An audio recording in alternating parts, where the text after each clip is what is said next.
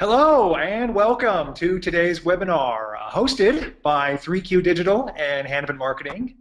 Today's topic is the retargeting rules, 15 tactics to dominate Q4.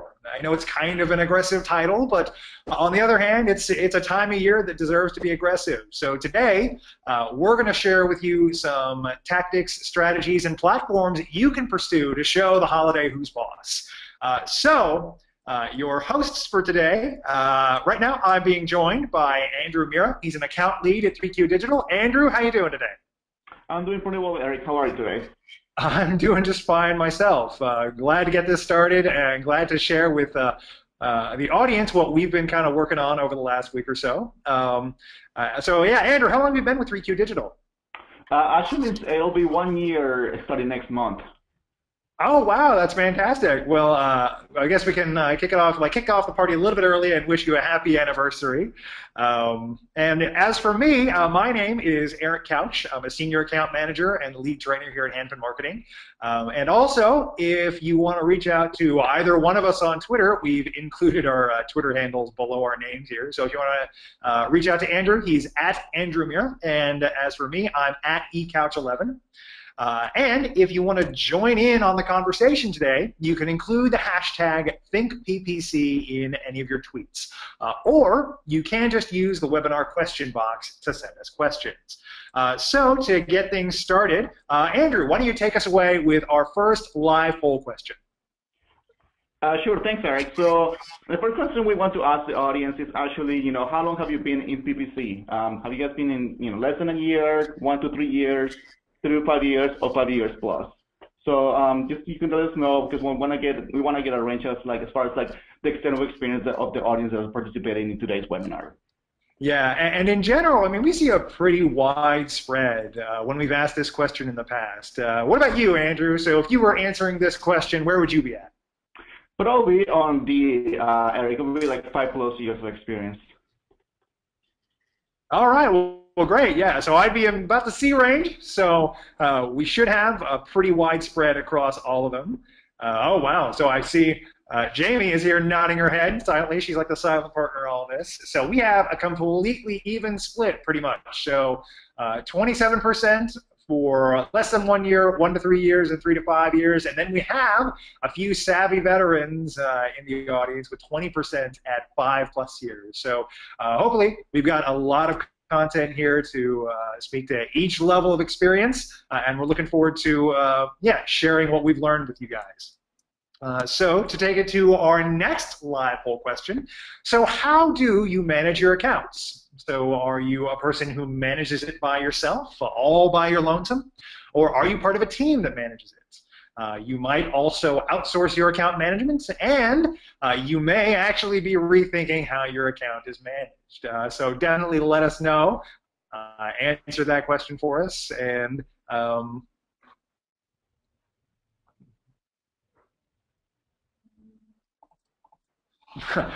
and yeah, so it looks like we have a pretty even split between the do-it-yourselfers who manages it yourselves, or you're part of a team that manages it. A pretty heavy skew towards those two.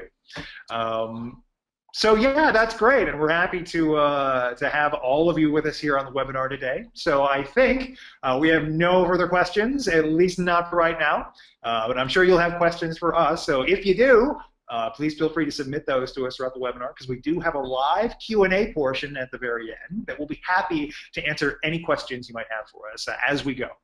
So without further ado, let's get things started. So tactic number 1, know retargeting's importance. So Andrew. Yeah, thanks, Eric. So I just want to cover as far as starting with the deck, it's just kind of going over, looking at as far as how things, how important it is for us retargeting, doing retargeting, especially now that we're getting close to the holiday season, especially if you're in verticals like e-commerce or retailers, definitely have to be very aggressive, especially when you implement your remarketing list and your marketing tactics for Q4.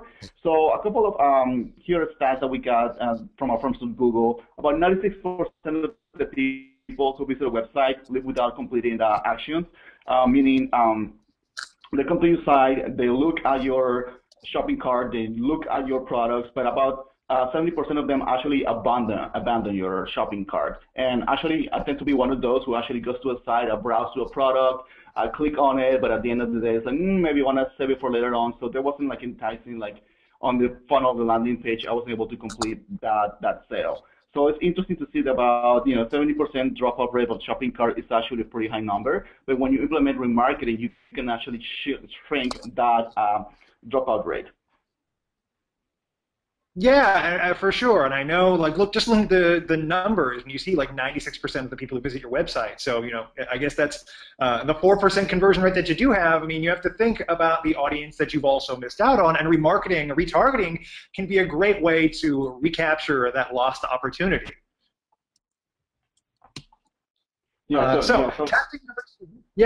Tactic number two is optimizing for ROI. So I know you've done a lot of work on this front, Andrew. Is that correct?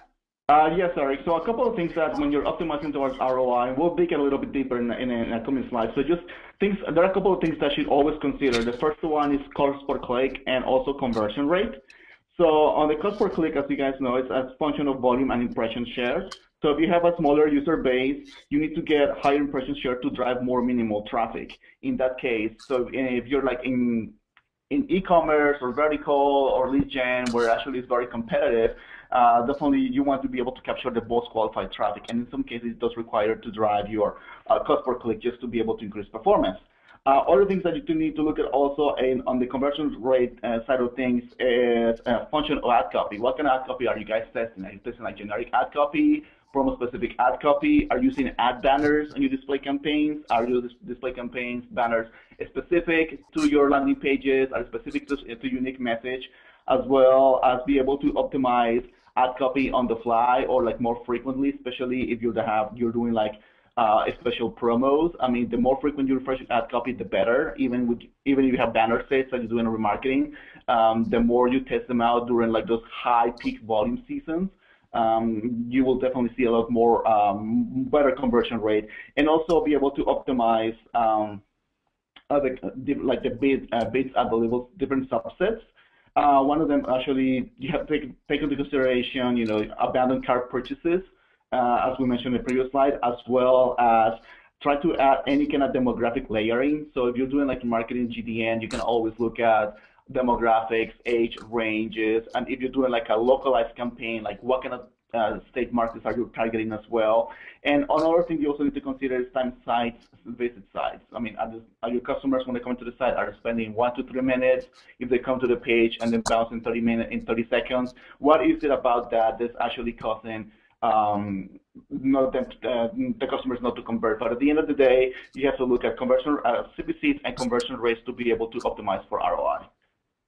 Yeah, absolutely. And I think it's a great point you made there when talking about optimizing ad copy, especially when we're talking about like for e-commerce and Q4 in particular. Like there are two really huge days you need to plan for, and that's obviously Black Friday and Cyber Monday. So making sure you're tailoring your ad copy to those days in particular, and just doing as much as you can to maximize your presence on those 2 days, it's critical in that particular quarter. I mean, we've had accounts that do e-commerce, and literally 75 to 80% of their business on a yearly basis, like on an annual basis, are handled on 2 days out of the year. So doing whatever you can, such as maximize or like specifically optimizing your ad copy just for those 2 days and the offers you have for that time frame, is critical. So a really great point there. Just to add to that one more thing, Eric, one of the things that I saw last year especially was that even before like Black Friday, we started seeing as increase, like on an e-commerce client that I was working with, we started seeing increase in sales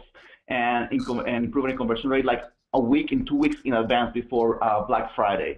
So it's something that also need to consider, like think ahead and start posting ad copy as well as like display banners and do remarketing campaigns even before Black Friday, Cyber Monday, because when the time hits, it's going to get very competitive. So if you launch like during that time frame, then it's definitely going to be more difficult for you to optimize, because the bids are going to be the landscape is going to be so competitive that you won't be able to actually get more out of your campaign, because everyone is jumping at the bandwagon at the same time. So it's always better to plan ahead and start launching the promotions ahead of time. Yeah, and particularly for a remarketing campaign, because there's always a little bit of time that you have to wait for that list to actually populate with users. So when we're talking about like launching campaigns, particularly for Q4 and Black Friday and Cyber Monday, making sure that your lists are populated ahead of time and you've done all of your homework prior to those couple of days is critical because, again, there is that lead time with populating a remarketing list. So you need to make sure, as Andrew said, to do like lay the groundwork beforehand. Thanks, Eric. And just over here, just kind of one thing to also consider is like when you're doing remarketing, always maximize retargeting in every vehicle that's possible. I know we're focusing primarily on AdWords, but you can also, when you build out a remarketing list on Google Analytics, also use dynamic remarketing list and regular display targeting. You could use Media Math or DoubleClick, but always have remarketing in different channels. That way you can maximize exposure and as far as like be able to retarget in different channels at the same time. Yeah, and that's a really good point. So we have a couple of other tactics kind of dedicated to some of these other ways that you can maximize your remarketing, even though like it goes just beyond AdWords, because as great as AdWords remarketing is, especially from like a traffic volume standpoint, there are still some functions and things you can try in some of these other platforms, like Google Analytics lists in particular, as well as dynamic remarketing and some of the regular display targeting you can put on top of the regular AdWords lists that can help you maximize, as Andrew said, maximize your ROI and really get the most out of your remarketing campaign. So we'll go into some of those in more detail later, but it's a good point to just diversify the kinds of platforms of which you're using remarketing on, right? Yeah, that's correct, Eric.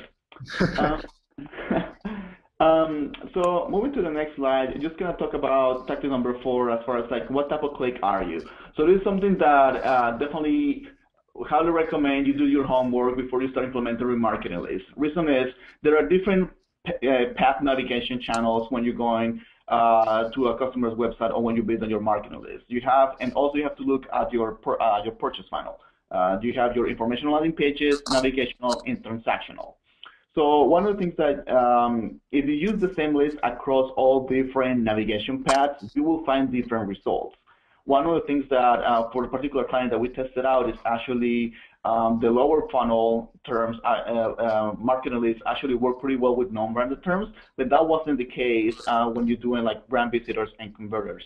So always keep in mind that when you're doing a remarketing list, always break it down by different navigation types as well by the purchase funnel. Otherwise, as mentioned here earlier, you can see on the chart, when you use the same list, it's just not going to work across all different panels.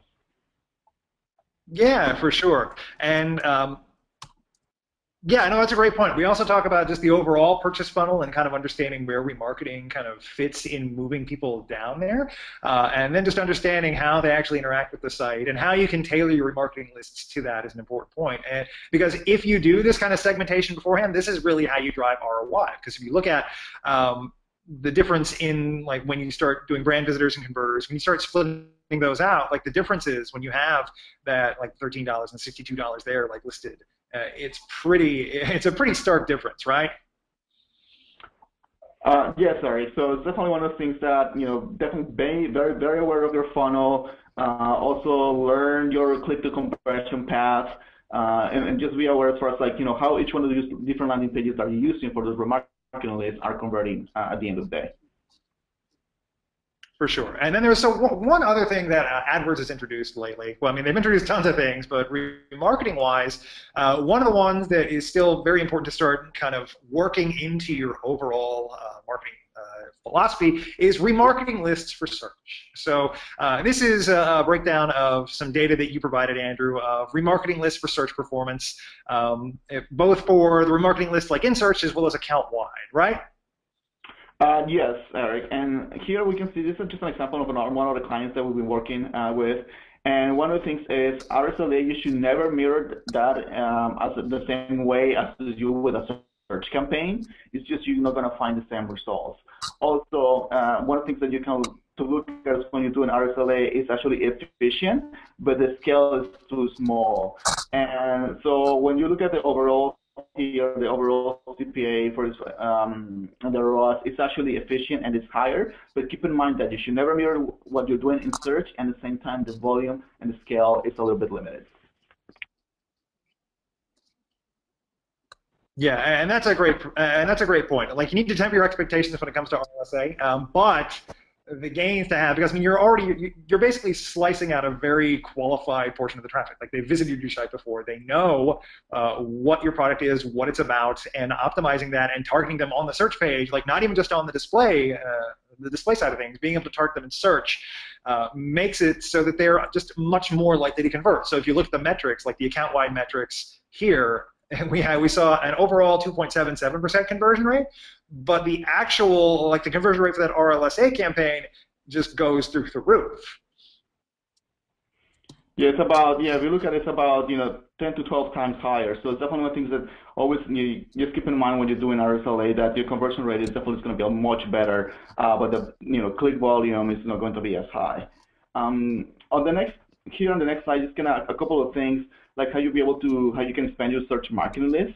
One of the things is like combine your dynamic search ads with broad that actually gives you more scale. You can also leverage like competitor terms, and also open up your match types to be able to grab additional volume.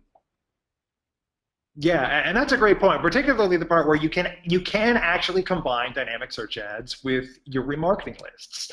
So did you know you can apply the same principles of that RLSA campaign to dynamic search ads? So dynamic search ads are ads that they're basically dynamically generated based on the content of your site. So they have some benefits that are a little bit different from just your regular search ads. Like the headlines are much longer. It's the headlines themselves are actually based off of the title of the page that pops up. So being able to combine the two, it gives you the benefits of RLSA combined with the power of dynamically generated product ads. So just to give you an idea of the difference here, so this was the difference between a regular dynamic search ad campaign and a remarketing dynamic search ad campaign. So they're over slightly different time frames. One was from March 25th to April 11th, the other from May 25th to June 11th. So the same number of days, but in different times. And the reason they're in different times is because that DSA campaign had a cost per conversion that just wasn't profitable for this client. So they were a gift retailer, e-commerce based, so obviously going to be very successful with anything dynamically generated. Google Shopping, also very successful for them. But in this case, DSA just wasn't successful. But by applying the principles of a remarketing list on top of that, so in this case, we're only using our dynamic search ads, we're only showing them to people who've been to the site before, but still searching for that product. As Andrew mentioned in our first tactic, the conversion rate for this site, like that means we have a ton of lost opportunities out there. They had about a 3% conversion rate, which meant 97% of the traffic that went to that site didn't buy anything, which means if they're still searching for that product, we still have a shot. So we applied this remarketing list to these dynamic search ads and saw a wildly different situation happen. So like Andrew showed us in the previous tactic, volume was much lower. So clicks about 90% less, impressions even more so, 99% reduction in our impression volume. Cost also much lower, but conversion volume didn't drop off as much. So only about a 38% drop in conversions. Cost per conversion was great. So we dropped 80% in cost per conversion, but our conversion rate and even our click-through rate shot through the roof because we were targeting more qualified traffic with these dynamically generated ads. So our conversion rate jumped up by 490%, and our click-through rate increased by 962%, purely because we've already qualified this traffic by basically picking only the people who've been to this site before. So how do you actually do this? It's actually pretty simple. You make a DSA campaign as you would normally, but then you just apply your remarketing audience either in all campaigns or via the AdWords editor, because it's actually a little annoying. You can't do it in the DSA campaign specifically. The audience tab just doesn't show up. So you have to kind of get around that with a different, basically just a little bit of a hack. So you do it in all campaigns or via the AdWords editor, and you apply that audience, and you select bid and target, which makes sure you're only targeting the previous site visitors, not just targeting like each of them independently of one another. It has to be both bid and target. So it's The same principles for DSA and then remarketing list for search, but then just kind of combined together, giving you a very unique campaign type that you can't get to normally. But we've seen a lot of success with it. It has a lower click volume, lower conversion volume in some cases, but the rest of the metrics, conversion rate and click-through rate, make up for it.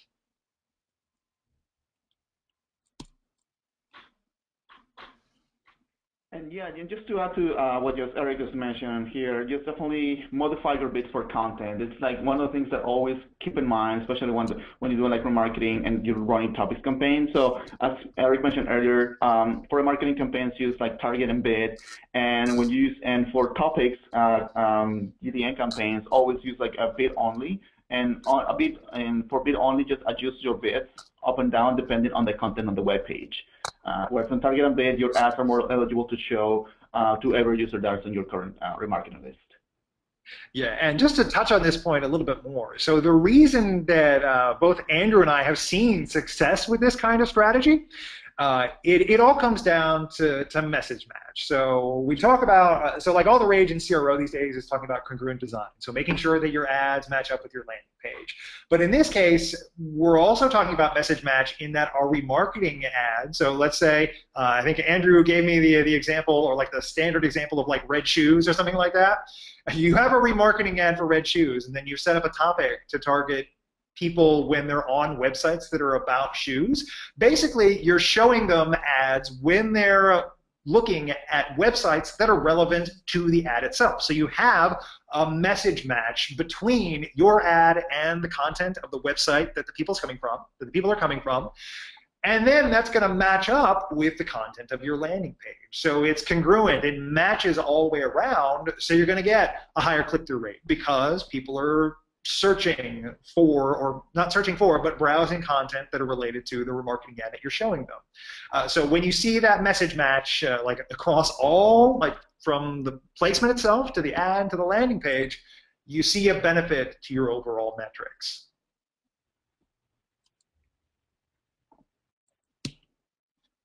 And then you can also get some more information out of the Google Display Network to farm your user information. Is that correct, Andrew? Yes, Eric. So this is an example here for one of our clients, and this is just to prove a point. We were running a remarketing campaign, and we actually added all topics to this remarketing campaign to be able to see how like different topics perform. And one of the things that because this was for a specific client that was in electronics. We looked at which sites, what topics drove like the most traffic, conversions, which ones were better. And one of the things that we noticed is that when looking at all the topics, you have to keep in mind that there is a behavioral and thematic approach. So you always should be tracking as far as like how you're doing your different topics. Like Eric was mentioning earlier, if you're looking at like site that has like red shoes and you're targeting this and you're sending traffic to that topics, people are looking at red shoes only. It just kind of complements the entire funnel. Another thing to point out is for the specific client here, although they bought a laptop, they're actually, after they bought a laptop, they wanted to buy like a bag or accessories for a laptop. So it's something things that that we can always implement as far as looking at all the additional items that we can target clients after they bought, customers after they bought like a specific item. So overall, superimpose additional bid only targeting in your remarketing display campaigns. Yeah. And also, once you have the information as far as like all the topics that you're targeting, where you're seeing the best response, always go back to your product management or to your marketing department. That way they can focus on, oh, well, if somebody's buying, if you have customers buying more laptop bags or they're more and more headphones, then they can definitely focus on like filling that inventory or with that part of the product with more inventory, because whatever you're seeing on your search remarketing campaigns, always circle back to your product management. Yeah, absolutely. And it's a great point, particularly when we talk about like being able to, you can use remarketing as a way to target people who've already bought things as specific products in this case. And we'll show you how when we talk about the analytics remarketing lists. But you can do exactly what Andrew just talked about. Like when you notice that somebody's bought a laptop like they have for this particular client, you can then, like you can make a list of people who have bought just that specific product and then remarket to them with those accessories to try and upsell them on different items. So we'll show you how in just a little bit. But it's a great point here to at least just use the GDN to farm more information, and then also, especially when it comes to e-commerce, inventory management, and just knowing what products you actually have available to sell, hugely key when it comes to Q4. So for topic number 9, definitely one of the things to look at to capitalize your conversion time tag. So in this example here, what we're looking at is for a customer that actually, when they came to the site, make sure that when you look at the overall value of a customer, one thing that you notice is that the customer that actually visited your site yesterday has more worth than a customer that you visited your site 90 days ago. The reason is, one of the things that when you look at is, if you have people coming to your site, definitely be more aggressive, especially when you're doing remarketing or frequency capping. Be more aggressive, because those that came back, what do you say about like 90 days and coming back and forth and they haven't really purchased, it means that they're not really interested, whereas the ones that just came the day before are the ones that are more closer to buy on your site. Also, know the time lag and always know your average click to conversion numbers. Especially this applies, when you're looking at revenue over time, you will see that your revenue will increase over time when you target customers with higher value, higher growth, and as well as your cookie window. Maybe you can just kind of like shrink the cookie window when you have those analysis, as well as this also applies pretty well when you do like seasonality and promotions. If you have a product that's only sold during the summer, or if you have like a travel agency that's selling tickets to go to spring break, those kinds of tactics actually work pretty well when you're looking at the conversion tag. Yeah, for sure. And one thing you can actually do to make use of this information really effectively with remarketing lists, you can change your cookie window. You can use multiple lists with different cookie windows and layer them on top of one another. So you can create custom audiences that target people just in the first 30 days or the first 7 days, whatever your time frame tells you should target them in. But then also extend, so create a custom audience targeting people who are in the 7 to 14-day window or the 30 to 60-day window, and tailor your bids accordingly. So if you find that so when people convert, they tend to do so much more recently, and as you go like longer and longer out, they tend to convert less. You can tailor your bids, so you can be more aggressive with more recent visitors and still advertise and remarket to users who are in the 30 to 60 to 90 days, but don't pursue them as aggressively because they're not going to be worth as much to you.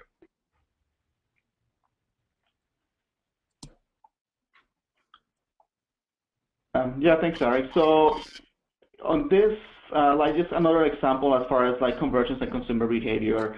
So if you have a super shallow conversion cycle, you should probably target, like, look at things like at a more longer time frames. Whereas when you have like a really heavy consumer behavior, like a heavy consumer cycle, definitely have to look at more at the micro level. As Eric was mentioning earlier, when you have like a heavy consumer behavior, like a heavy consumer cycle, I would recommend building out a list like 90 days. And then, but when you're doing like RSLA, you can also expand that list. For instance, you can go from 180 days all the way to 544 days. So it depends on your, consumer behavior and your cycle, but if it's pretty heavy, definitely shrink out the window, and when it's shallow, then just give a little more time, especially in your cookie windows. Yeah, for sure. So definitely a really insightful report to kind of look at, and just understanding consumer behavior and how they actually purchase your products is definitely important when it comes to remarketing, because you're trying to get another bite of people who didn't convert. So understanding how they actually might convert and how the people who actually did converted will help you in the long run.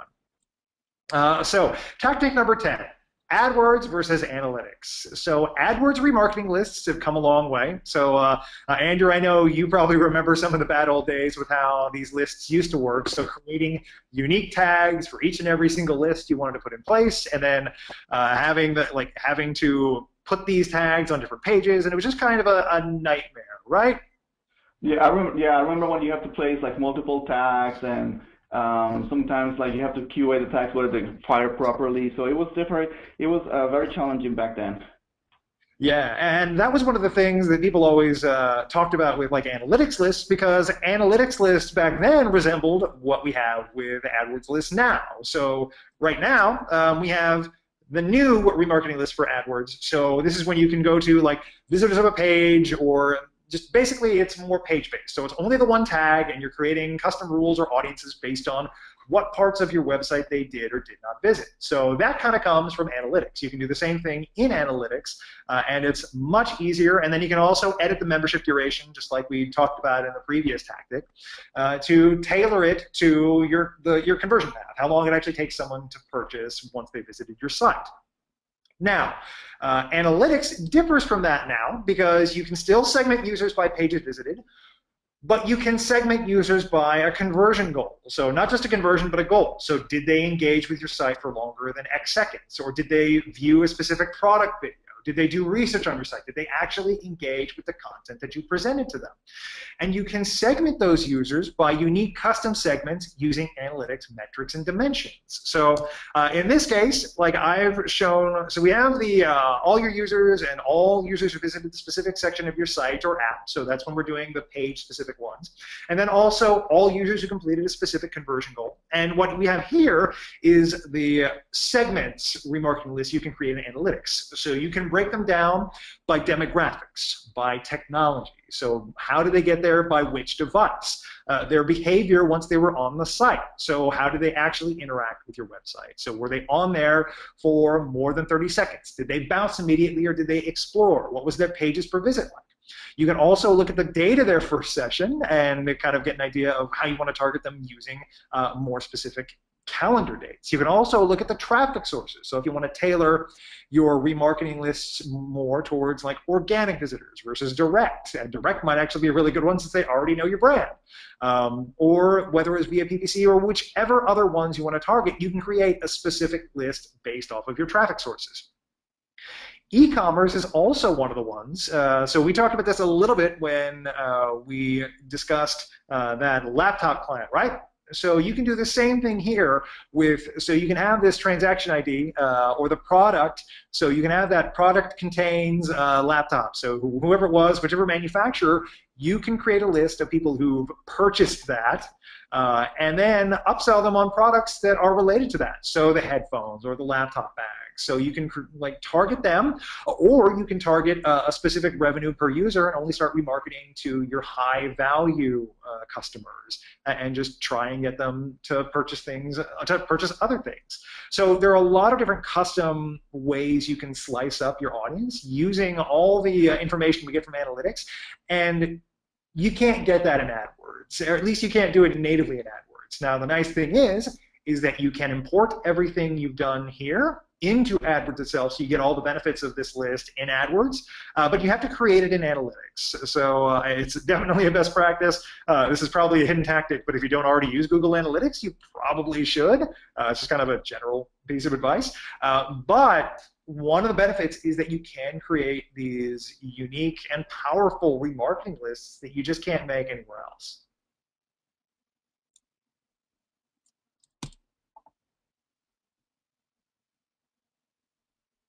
And then, yeah, so Andrew, you had a little bit to talk about with timing versus engagement, which kind of plays back into some of the other things that we discussed. So you can do anything with timing and engagement in those analytics lists. So when they visited, for how long did they visit your site, those are custom lists you can create in analytics. So yeah, Andrew? Yes, all right. So one of the things that, especially when talking about like analytics and custom sites or custom lists, always another like best practice, actually create lists and combine them to reflect your funnel. As you can see here, there's like a different combination of like when you're doing like visitors, a category page, product page, a shopping cart. You can definitely combine the different lists and to be able to see you know where they currently stand. I mean, if you look at a list that has like 0 to 3 days, 4 to 7 days, 8 to 14 days, it's just the longer the time periods, you see that like the lower results. So overall, just index how many. Another thing to look at is index how in the given segment, independent of your flow and timing, how you treat consumers differently as well. Yeah, for sure. Because each of these customers, especially as they go through the purchase funnel, I mean, they're in a different stage of the purchase process. So with remarketing, with these custom lists, we have the ability to treat them as such and then bid as aggressively as we need to based on where they're at in that cycle. So definitely make use of this kind of information because it's incredibly powerful. So our live poll question number 3. So we have quite a few others and tactics dedicated to some of the other retargeting platforms out there. But what is your preferred retargeting platform? So we have FBX, we have real-time bidding, we have RLSA, remarketing lists for search audiences, or even a nebulous other out there. So, so Andrew, what about you? What's your kind of preferred targeting platform? What do you stick with most of these days? I would probably stick with FBX. Oh yeah, so do you do you tend to do that natively, like in Facebook itself, or do you use like a third-party platform to kind of help you with that? In Facebook itself, Eric. Yeah, so we'll talk about a little bit more about Facebook since I know you've kind of dedicated more than a couple of slides to that and shared a lot of great tips there. And I know for me, kind of my preferred retargeting platform, it sounds kind of vanilla, but AdWords and the GDN, you can't really get over your first love, so I'm going to kind of go. I've got to say that. So I guess I would fall in other. So what about the audience? So right now we have a pretty dominating performance by RLSA, with FBX coming in at 22%, so it's second place, followed by the nebulous other category right after that. So thank you for the show of solidarity, those of you out there in the audience, with RTV coming in last place. So hopefully those of you who prefer retargeting with RLSA kind of got some good tips out of the RLSAs. Especially RDSA. Super big fan of that particular campaign variant. All right, so thanks for the answers, and we'll move on to tactic number 11. So frequency capping. I love this concept because otherwise, as you said here, you can be a real creep if you're not paying close attention to this, right, Andrew? Yes, Eric. So there's like 3 different things that we need to look at, especially remarketing lists. I don't know like how many people in the audience are actually doing look at frequency capping, but it's something that definitely need to be looked at when you're doing like your remarketing campaigns. You can be very aggressive, as well as keep things like in the middle level, and you can also kind of scale back as far as like not being so much aggressive. So on the next slide, I'm just going to give you an example as far as this is just an example of like frequency capping that we have. And one of the things that we look at is overall like conversion. You have to look at the conversions as well as the click-through rate. As you can see for like for Wednesday, the frequency, when you have frequency 1, you get conversions, and your click-through rate is 0.52, as well as a frequency number 3. So your click-through rate was about 3, and it had one conversion. So when you're looking at this, you look at the click-through rate, especially when is the click-through rate dropping, and that's when you should actually stop set like frequency capping. For instance, if your frequency capping is reaching out, your click-through rate is going down like a 4, 5, 6, or 7, then you should probably keep at number 3. And if you're doing e-commerce, definitely keep it between 1 or 2.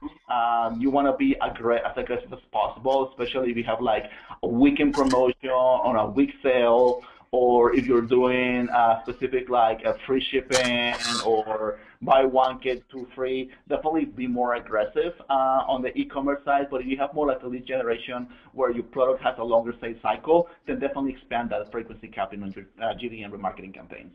Yeah, but I think it's important to note that I've seen this pretty much every single time I've run a reach and frequency report, is that regardless of the kind, I mean, the only thing that varies is that when the point of diminishing returns kicks in, but there is going to be a point of diminishing returns. And here, I think it's pretty clear to say, like, you can make an argument that it's like at the 3 or the 4 range. I mean, I'll let Andrew be the one to determine that. But I know, at least to me, I'd say probably cutting things off after that 3rd impression on somebody, or once you finally hit on them that 3rd time.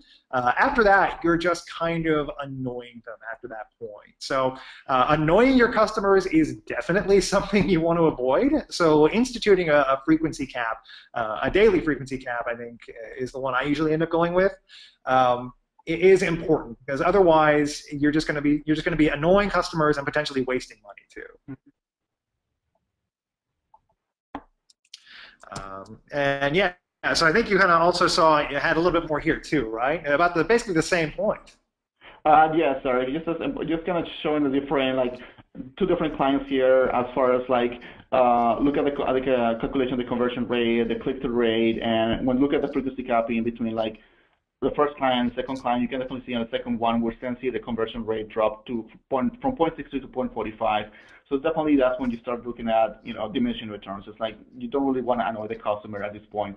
So it's just one of the things to consider. Whereas group one is actually pretty stable on the conversion rate. Definitely, I will keep that at frequency frequency capping level 2. But this is something, just another example of, you know, when you look at overall performance, you need to look at the conversion rate, conversions, as well as the click-through rate. Yeah, and it's funny. I just wanted to share like a really quick anecdote of something that's like, it's actually true. It's actually happened.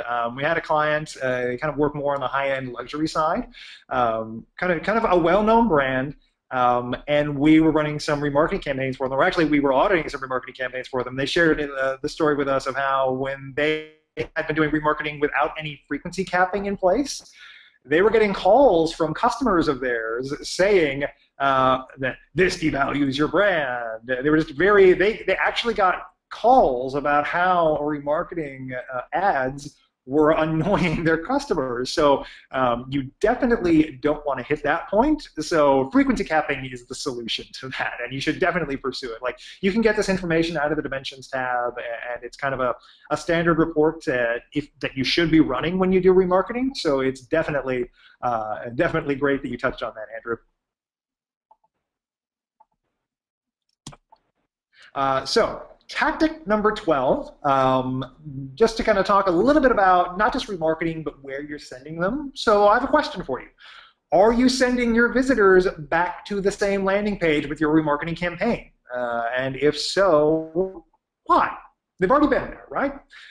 My recommendation to you is that you might want to try a different page, or a page with altered content. The idea behind that is they've already done their research on what the product is, so the focus now should be instead on selling it. So this ties back into what Andrew talked about with the difference between informational, navigational, and transactional clicks.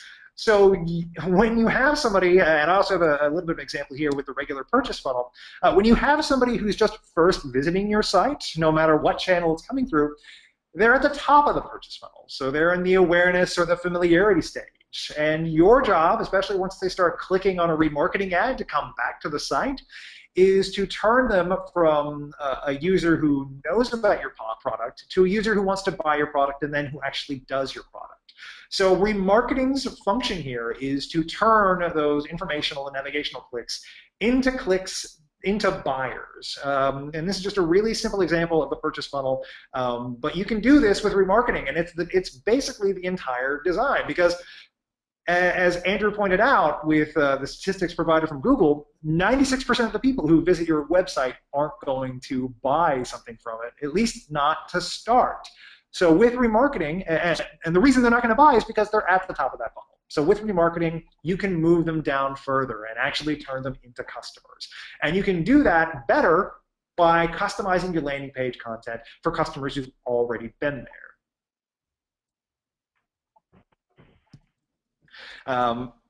So let's see here. Yeah, so this is actually supposed to be tactic number 13. It should, instead of saying landing pages, it should say be exclusive. But it's all right. It's all right.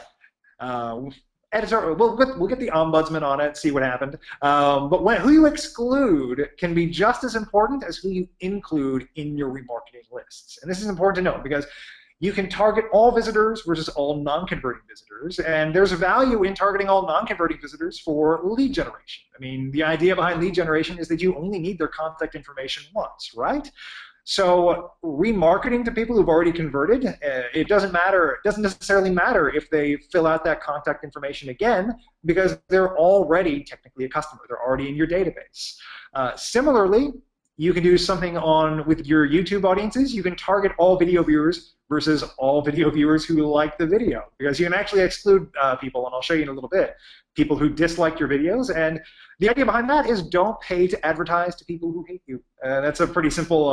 It's a pretty simple philosophy.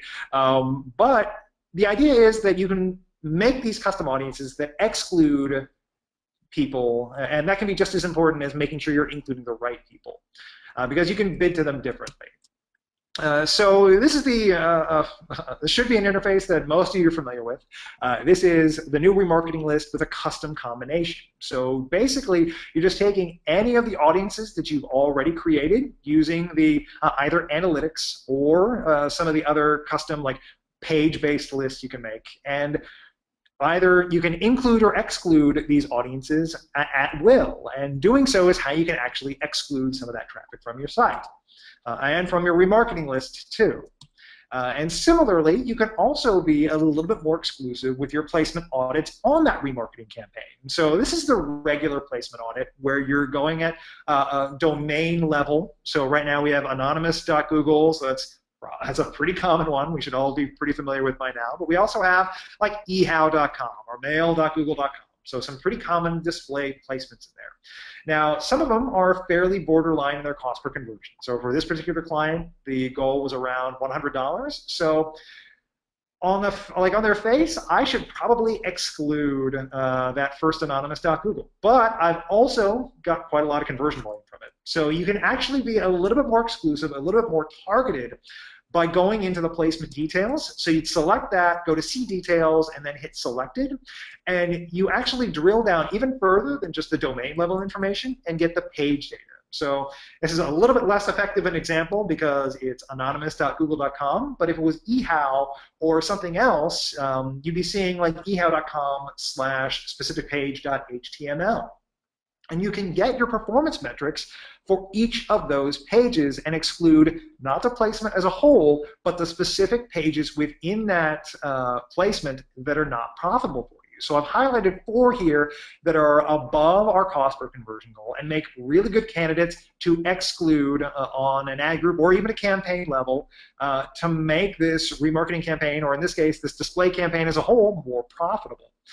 So I definitely recommend you try doing that because you'll probably find some really low-hanging fruit to handle.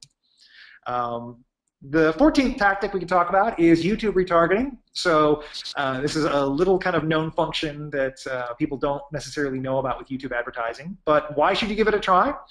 It can utilize your existing video assets. If you already have some YouTube videos, you can make use of them.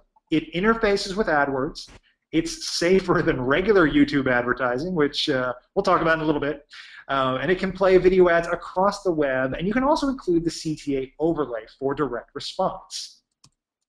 So the reason this is so powerful is that the remarketing lists are a two-way street. So any remarketing list that you create in YouTube, you can import into AdWords, so you can segment your AdWords remarketing ads based on YouTube video views. But the other thing is that you can also import your AdWords remarketing lists into YouTube. So all of the other kinds of slices we've been talking about, so the analytics lists or the page-based remarketing lists, you can use with your YouTube ads. So it's a two-way street, and you can actually start remarketing to people who've been to your website on YouTube or with your YouTube content with this remarketing list. So this is the instance, so this is where you get the list from YouTube itself that can get imported into AdWords. So these are some of the options that you have to segment your viewers based on how they've interacted with your videos.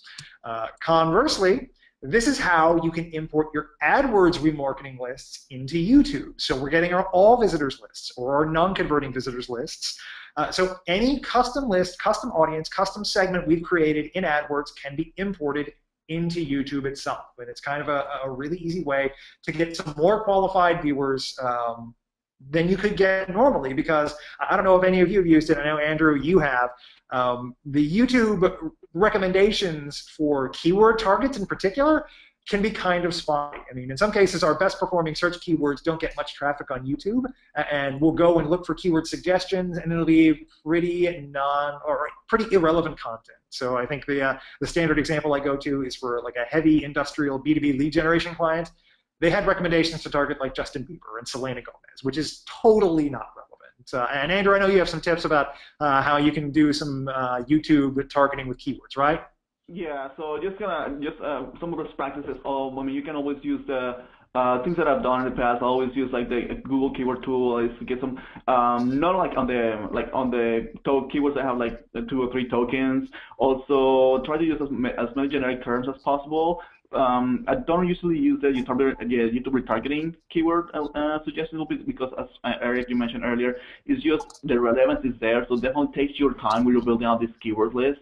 Because other than that, you'll see your cost really spikes in terms that are not relevant. So also, look at what other terms are like Google Trends. Also, it's another good tactic to look at, or to see what high search queries are coming up, and you can test this out as well on your YouTube marketing lists. Yeah, absolutely. So yeah, thanks for sharing the experience there. It's still kind of like a Wild West in a lot of ways, just because it is. Still that, yeah, there's relevance issues and targeting issues, so definitely try and test it out, but be safe, and this is one way you can do that. And then other platforms. So we have a ton listed here and probably not a lot of time to go through them, so I'll be brief on the ones that I've got. So we've got Twitter, Facebook, AdRoll, Retargeter, Criteo, Steelhouse, like a ton of third-party platforms. The benefit to some of those is that you can manage multiple platforms all under one umbrella. So I know AdRoll and some of the others, like you can do Twitter, you can do Facebook, in addition to GDM retargeting, all in a one-stop shop. But some of the other specifics, so I mean, this is AdRoll. It's one of the ones I probably had the most experience with. And you can see right down there at the bottom, you can do Google, Yahoo, Twitter, and Facebook with their own custom dashboards and technologies behind it. So you can test that out if you want to go to just a one-stop shop to try all these other platforms, but you can also do it natively on each of them. So Twitter, why should you give Twitter retargeting a try? Well, it's more retargeting, first and foremost, and it allows for safe expansion into a new platform. It also allows you to make use of multiple ad formats. So you have promoted accounts, promoted tweets, which retain full tweet functionality, and Twitter cards, as well as the benefit of the Twitter user base. Now, I'll be honest, the Twitter user base, still not where it's at on Facebook. So if you had to figure out where you wanted to go first, Facebook is probably where I'd go. But Twitter is still not, I mean, it's different. They're not competing for users. Twitter tends to get a little bit more engagement because it's direct tweets, people are interacting, whereas Facebook is more static. So it's a different audience, so you might find some more success there. So the kinds of ads you can use, so this is promoted accounts. You're just promoting accounts over on the left-hand side. But you can also promote tweets in the main timeline with the unique call to action down there that sends them to a unique destination URL/landing page, as well as their Twitter cards. So this is an example of a lead generation card where somebody can hit that join the club button and they'll just automatically populate their information into a lead form and submit it to you. So it's just a one click. It's a very low barrier to entry for people to actually submit their contact information to you. And these all function with Twitter retargeting. And then there's also Facebook, which is kind of like the 800-pound gorilla of other platforms. So Andrew, take it away. Yeah, so just like real quick, a couple of things here on Facebook. The difference between like when you're doing remarketing or you're trying to do like you want to do it for the holiday season. A couple of things to look at for SBX and custom audiences. For SBX, keep in mind that when you're doing that, you can use dynamic creative. So this ideal for like travel, e-commerce, retail. It only has that sub inventory available, and you can also implement it with third-party tools. With web custom audiences, it doesn't have a creative dynamic. It can only be seen on desktop mobile, and it can only be implemented directly to Facebook. So you definitely have to place that pixel on your landing pages. Yeah, absolutely. And this is fairly new, at least in terms of like creating custom audiences out of remarketing lists. That was one of the benefits. That's why so many other platforms popped up like AdRoll, is because it wasn't until just recently that they allowed that to happen. And then some other comparisons, right? Yeah, so as far as like for SBX, it doesn't have conversion tracker, but it can also have like DSP segmenting and retargeting, and it also offers real-time bidding. And with custom audiences, you do have offline conversion tracking. You can actually overlay Facebook targeting with that, and you can place your bids on a cost per thousand or CPM basis. All right, and some best practices, or your best practices / use cases. So a lot of good stuff here. Yeah, so you can look at best practice as far as you can place it on. You can look at based on the objectives, but then listed out here you have in-store sales, mobile app, online conversion, and loyalty. So I won't really go through the examples, but here when you have these objectives, these are kind of these examples that you should be looking at when you're doing like custom audiences, and also things to keep in mind when you're doing like best practices for implementation. Yeah, absolutely. And then here are some 4 holiday strategies you could potentially pursue, which I think is in line with some of the questions we've been getting to pop up. So I'm sure we have a few people in the audience who are interested in these.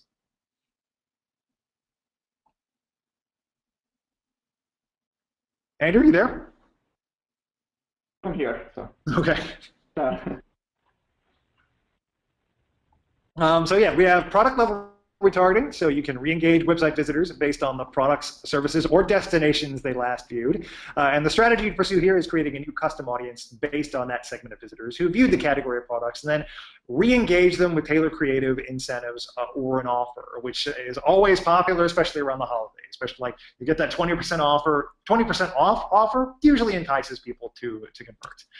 You can also retarget mobile app users on your desktop. You can find people in that research phase, so remember, back to the purchase funnel, and then connect the dots to enable conversions on a more purchase-friendly device like the desktop. If you don't have the one-click purchase like an Amazon does, then you'll probably want to do something like this. You can also retarget website visitors on mobile. So if they didn't find what they were looking for on your site, or you want them to get to do more research, you can do that as well as using cross-sell or upselling to existing customers. So you can create those new segments based on converting visitors. Exactly like we talked about with some of the other strategies here, you can target people you've already converted, especially if there are other things they could potentially buy with that product. So going back to our laptop example, plenty of laptop bags, plenty of laptop mice or headphones that they could potentially add on to that purchase. Hey, just to add to that, Eric, so for those people, folks in the panel that they don't have a mobile-friendly site, one suggestion is if they go to your site and it's mobile-friendly, always maybe do like a registration form. So you can always like at least capture that email address, and then you can send it back to your desktop page. Yeah, absolutely. So to wrap up, so that was number 15. So we gave you the retargeting rules, 15 tactics you can employ to dominate Q4 this season.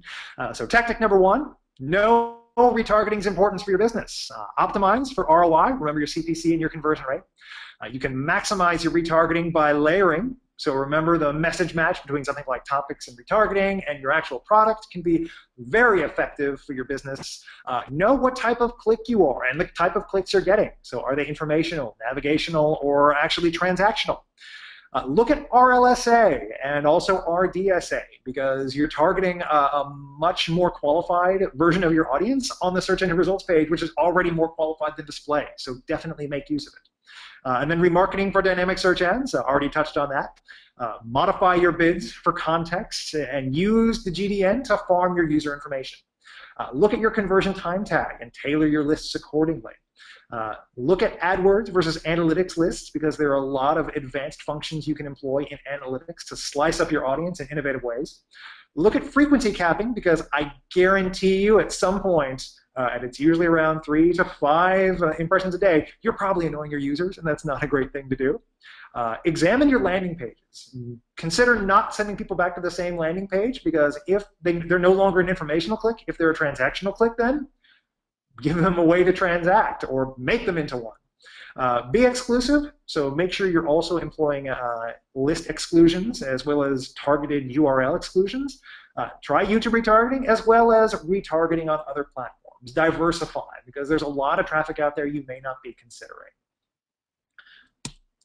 So live poll question number 4. So we're coming up pretty much, I think we have about 1 minute left, so I'm going to be super fast. So we'll handle one question for you guys today. But while the question is live, so would you like help with your PPC accounts and management? So I am interested in a free account assessment from Hanapin Marketing for accounts spending more than 20K a month.